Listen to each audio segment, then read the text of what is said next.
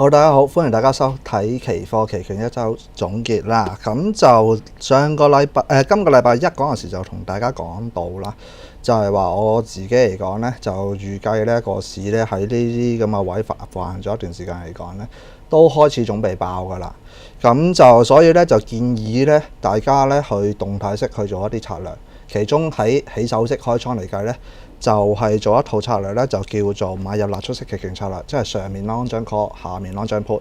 咁但係就有個條件嘅，實際上個條件就係講緊係嗰個期指要喺24,200至24,600呢一個範圍裡面先做呢一套組合嘅。咁呢個起手式，咁跟手呢就會因應某啲特別嘅情況，再去平倉同埋去開另外一啲咁嘅倉位咁樣嘅。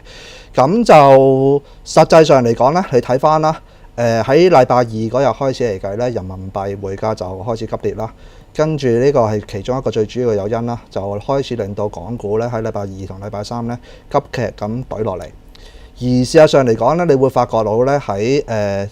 未發生呢件事之前咧，個市咧喺禮拜一我講緊嗰陣時個情況嚟講咧，其實大部分嘅人咧都係就咁同你講緊個市都係上下波動啦、橫行啦，甚至上去到禮拜二啊，人民幣急跌嗰陣時嗰種情況嚟講呢，都係講緊呢句説話嘅。咁好多情況嚟講呢，呢人喺呢啲咁嘅悶市嘅情況嚟講呢，都係唔會識得去留意去揾一啲賺錢嘅機會咯。而你有睇呢個節目嘅情況嚟講呢，就會知道喺呢啲咁嘅情況嚟講，佢哋係唔識得揾賺錢嘅機會，唔代表係冇賺錢嘅機會咯。而你有睇我呢個節目嘅話呢，咁我喺24,200至到24,600呢啲咁嘅位置呢，同時上面加張 long call 紅色呢條線25,000點，再下邊補加張 long put 23,600做咗兩邊 long 呢個組合呢，個市是但把一邊啊，基本上我都會有一個叫做獲利嘅機會嘅。咁就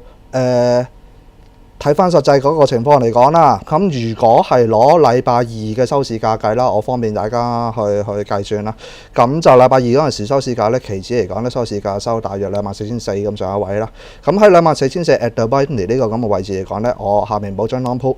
23,600嗰陣時需要俾179點期權金，上面加張 long call 25,000點嗰陣時需要185點期權金，即係成套嘢嚟講。一開波我係需要大約俾364點，咁如果以呢個恆指大權嚟嘅，其恆指大權50蚊一點啦嘛，咁將呢個數乘翻50嘅話呢，大約你就需要俾18,200蚊嘅錢嘅，咁呢個你就係你最大風險，你係抌低呢個錢作為籌碼，預咗最大風險有機會會係輸呢一紮數，去搏另外一個比較豐厚少少嘅 return 咯。咁到禮拜三嗰日啦，個市懟咗落嚟啦。首先就以收市價計啦。禮拜三收市嚟講呢，你就會見到個期權金呢，呢一套組合嚟講呢，上面 long call 下面 long put 嚟講呢，呢一套期權金組合呢已經就會變到係545點，即係話呢，一開頭我抌18,200蚊出去，咁喺收市價嚟講呢，禮拜三呢就變咗係27,000幾蚊。咁就喺成個回報嚟講呢，就大約啦接近啦嚇50% 到啦。咁你就會睇到嘅情況就係話，即使個市牛皮，你識得去揾一個比較適合嘅策略嚟講，其實你都可以揾到一個比較豐厚少少嘅回報嘅。個問題就係你識唔識得去做 trade 咯。咁禮拜二嗰陣時呢，禮拜一嗰陣時呢有同大家講嘅，一開頭開呢套組合嗰陣時呢，上面兩邊 long 啦，喺24,200至24,600呢個位做呢套策略啦。咁跟住個情況就係啦。點樣優化少少呢一套策略呢？有講過嘅就係話呢個市如果係升穿上面24,831點呢個位置，斬咗張 long put 去，因為嗰陣時基本上假設個市有可能會繼續上升上去，咁張 long put keep 住都冇意思啦。咁如果個市係確認繼續跌穿係23,980點嘅話呢，基本上呢確認個市短時間有機會再繼續衝落去，咁所以上面張 long call 就斬咗去，就留翻張 long put。OK， 咁。唔好講下一步住先講起手式呢一步先。咁實際上嘅情況呢，就會發覺到呢喺禮拜二嗰日呢，係分幅15分鐘圖俾大家睇先。禮拜二嗱，呢條紅色上面紅色呢條線同埋下面紅色呢條線就係我頭先所講嘅主要嘅嗰陣時講嘅短線比較重要少少嘅阻力同支持位啦。喺禮拜二嗰陣時個市開上嚟，首先第一樣嘢。喺呢度呢啲咁嘅位置呢，就唔符合我講話24,200至24,600呢一個區間裏面啦。你龍象冇開到倉啦。同時間嚟講呢，亦都冇突破到24831呢個位置，最高位星期二都係見24825呢個位置嘅啫嘛。咁跟手嚟講呢，個市懟咗落嚟啦，去攞翻我之前所講24,200至24,600呢個區間啦。求其啦，是但揾個位置，其實你都可以開翻我呢套組合嘅，上面兩邊做 long 倉嘅組合。咁我就只不過方便大家計算，我就攞咗收市價，當攞收市價嗰刻嚟計，上面加 long call， 下面做 long put 嘅啫。到禮拜三嗰陣時啦，個市懟咗落嚟啦。嗱，呢度開始要留意啦。頭嗰15分鐘個高低位就呢支陰燭啦。咁低位嘅頭嗰15分鐘嘅低位就23,937點，即係呢條紫色。OK， 係呢條紫色呢條線啦。咁就至到大約啦，晏晝1點15分啦，呢度寫13點15分啦。嗰陣時呢，嗰個期指嚟講呢，基本上就已經開始穿咗頭15分鐘嗰個低位㗎啦。咁喺呢種咁嘅情況嚟講呢，我攞收市價計啦，收市價計呢，嗰陣時期指收23944嚇。咁嗰陣時嚟講，基本上已經穿咗23980呢個位，同時間亦都跌穿咗頭15分鐘低位啦嘛。咁所以上面嗰張 long call 理論上其實應該已經斬咗佢。咁嗰陣時斬咗張 long call 去呢，嗰陣時呢都可以攞翻入張 long call就梗係蝕錢啦。咁但係如果你確認咗短線有一個跌勢嚟講呢，嗰張 long call 呢，你嗰陣時斬咗去呢，你係可以攞翻104點到啦，大約啦嚇呢啲咁嘅位。咁跟手你淨係 keep 翻張 long put。理論上頭先所講，如果喺星期三呢日呢，呢一度嚟講呢，係嗰個回報，等下先啊。OK， 星期三嚟講咧，呢度呢，齋兩邊做 long 嘅組合嚟講，回報大約有50% 到啦。但係你識得去變嘅話呢，去到呢一度位呢，你斬咗張 long call，淨係留翻張 long put 呢，臨收市至前平呢，基本上呢，你獲利更加之豐厚。That's why 我好強調呢，你唔係套倉呢，揸住唔識得變嘅，你要因應情況去知道嗰個情況去到邊一個位較為有利呢，你要識得呢，另外嗰邊呢，要識得去斬咗佢咯。咁喺確認咗個市真係會懟緊落去啦，咁嗰陣時呢就斬咗張 long call 啦，留翻張 long put 啦。咁之前講噶嘛，就係呢度啦。你斬咗張 long put，個市懟落去啦，斬咗張 long call 之後呢，後尾揾位去補翻呢一張 short put 嘅動作。OK， 就變成套組合係一個叫做熊市跨價嘅策略。OK， 咁呢個市呢，睇翻幅15分鐘圖先，個市去到呢一度。你斬咗張 long call， 剩翻張 long put， 嗰陣時短時間你覺得個市仲有啲下跌壓力，慢慢咯去揾位去補張 short put 咯。理論上你揾到一個是但你求其低位揾到張 short put 去補張嘅話呢，你嗰個位都會補得係非常之靚嘅。我就算當你即時去補翻張 short put 都好啦，都 perfect。因為點解呢？個問題就係呢。我就今次我唔記得咗帶幅引伸波幅圖出嚟啦。會留意到個情況嚟講呢，個窩呢個市喺呢度咁插落去嗰陣時呢，個引伸波幅係咁上升嘅。咁你喺呢度呢啲位，你斬咗張 long call 嘅話，首先你係喺引伸波幅偏高嘅情況斬嗰張 long call， 就算是相對性嚟講，因為引伸波幅上升咗啊嘛，都蝕少咗好多。同時間地你張 long put 因為爆窩啊嘛，賺埋引伸波幅賺方向，賺得更加之多。第三，喺引伸波幅漲得最急劇、最明顯嘅情況嚟講呢，我喺呢一種情況底下去補張 short put， 即係話我收嘅期權金會比起之前呢無啦啦就咁去喺有皮嘅情況嚟講呢，去補張 short put嚟講呢，賺嘅期權金會賺得更加之多咯，因為引伸波幅明顯上升咗。咁所以喺呢度呢，我喺呢一度補翻張 short put 係非常之靚嘅，我覺得。咁個問題就嚟啦，首先呢。補咗呢一張 short put 同埋 keep 住原本嗰張 long put 嘅情況底下呢，即係呢一套熊市跨價組合啦 ，long put 8月236加 short put 8月嘅23,000點呢一個咁嘅情況嚟講呢，喺呢啲咁嘅位置幾時應該要平倉嘅問題啦。嗱，之前就寫得好清楚嘅，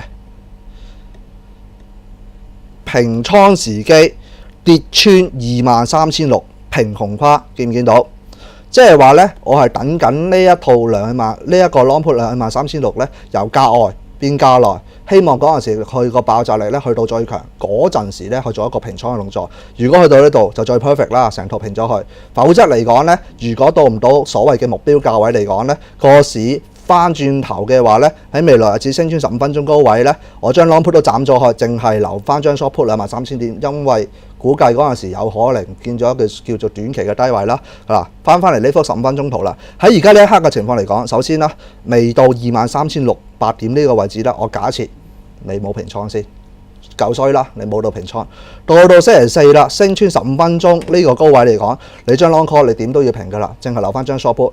計嗰條數嘅話呢，都係一樣係 keep 住係可以賺到有一個唔錯嘅利用，因為點解呢？最靚喺邊度呢？個窩係偏低嘅水平嘅情況嚟講，我同時開 long 兩邊 long 個市經過呢下急跌，就算呢度升咗上嚟嚟講呢，嗰張 long put 嚟講呢，個引伸波幅呢都係有一個唔錯嘅水平。同時間嚟講呢，我開一個再接近最高位嘅情況引伸波幅嚟講，去做張 short put 嘅動作，去到呢個位呢，我 keep 翻張 short put 呢，喺呢兩日牛皮嘅情況嚟講呢，又係賺唔少時間值嘅，兼賺埋引伸波幅添。咁所以呢個動態式去開倉嘅話呢，你識得去做 trade 嚟講呢，就算個市好牛皮嘅情況嚟講呢，你識得去揾機會嘅話，你一樣係可以賺得到錢咯。咁理想少少，你問我自己，我唔會咁死板嘅，好老實講句。你嗰陣時要去思考嘅問題就係話，我熊市跨價策略下面 long put 236。再下面補張 long short put 23,000點，價外變價內就要係個市對穿23,600點啦。但係個問題就係話，到禮拜三嗰日啊，其實個臨收市嗰陣時最低位基本上都去到23,713點，即係大約23,700咁上下位置啦。開始有少少個問題，你要開始諗，咦？而家臨收市咯噃，我嗰張 long put 都仲有100點先就會由價外變價內。但係到第二日嚟講，大家都唔知發生啲咩一回事，博唔博個嘢？如果博個嘢嘅話呢，分分鐘第二日有可能裂口高開，我有可能會輸多咗，賺少好多錢嘅喎。其實都唔會點輸嘅，但係你會賺少咗好多錢。咁嗰陣時你就自己要問自己啦。OK， 喺呢一下嚟講，雖然未到由價外變價內，咁但係嚟講呢，喺獲利已經非常之唔錯嘅情況底下嚟講呢，可能呢一下嚟講呢，我都會選擇去平晒個倉去呢。喺呢一日嚟講呢，臨收市嗰陣時呢，係平晒啲倉去賺晒呢個利用咯。OK， 咁所以呢一度就其實喺禮拜一又開始好完美地演繹到究竟係點樣去利用策略去做一個部署咯。實際上嚟講，你問我嚟講，你見嘅。喺個市喺上個禮拜喺禮拜一嗰陣時啊，即係呢度呢個幅圖禮拜一編出嚟啦。甚至上或者係上個禮拜五嚟講，我都同大家講，我唔係好清楚個市究竟爆上定爆落。總之我唔肯定，但係我識得賺錢。對於好多投資者嚟講，佢哋淨係會識得去諗，一定要估究竟個市係升定跌。你估我係神咩？我真係唔會知道個市一定係升定跌，但係我識得去揾一啲機會去賺錢就已經足夠。但係有好多人佢就係佢偏離唔到預測呢樣嘢。我自己喺呢個節目或者喺不同種類嘅講座嚟講，都經常性會強調就係話反應係比預測重要啊嘛。你去到某一個情況，就算我唔知個市係爆上定爆落，我淨係知道樣嘢有機會就嚟爆，而呢一下我有足夠嘅機會去令到我賺錢就已經足夠啦。我未必一定要去好準確地預測究竟佢爆上定爆落㗎，我識得賺錢就夠㗎啦嘛。但係有好多投資者佢就唔明呢個道理咯。OK， 咁就如果你話睇翻啲實際嘅數據嚟講呢，去到呢度我攞收市價期權金啦，去到禮拜三嗰日呢，睇下先。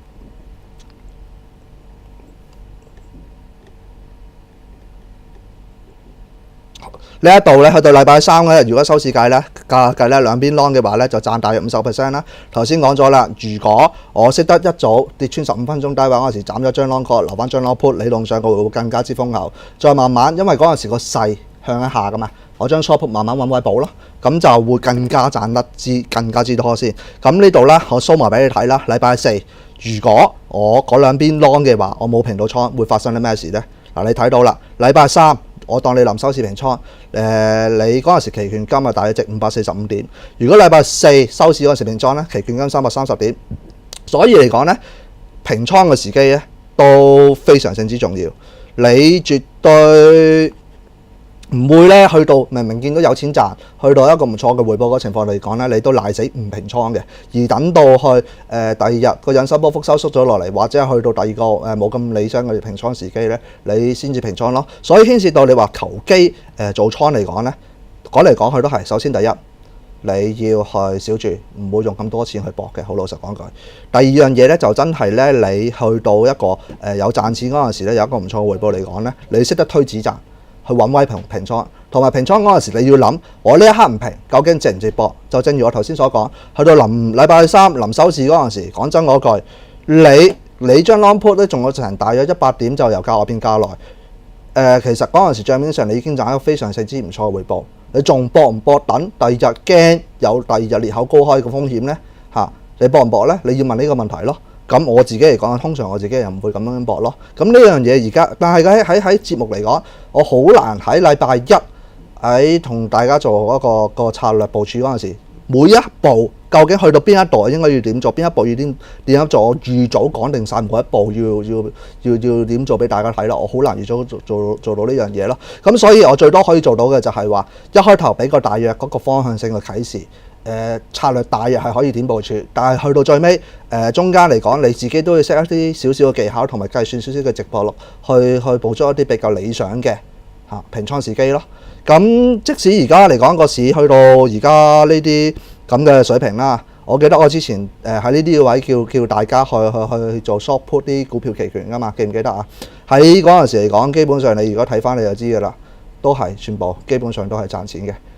咁所以又係嗰句。你未必一定要好準確預測到個市係升定跌，你識得去做出，識得揾一個適當嘅策略，咁你就賺到錢啦。世界上嚟講，未必話賺錢嘅機會未必話真係咁難，但係個問題就係你識唔識得去把握咯。OK， 咁就今日個節目啦，就同大家就講住咁多先啦。禮拜一啦，就再同大家去做翻嗰個下個禮拜嘅策略部署啦。OK， 多謝大家支持先。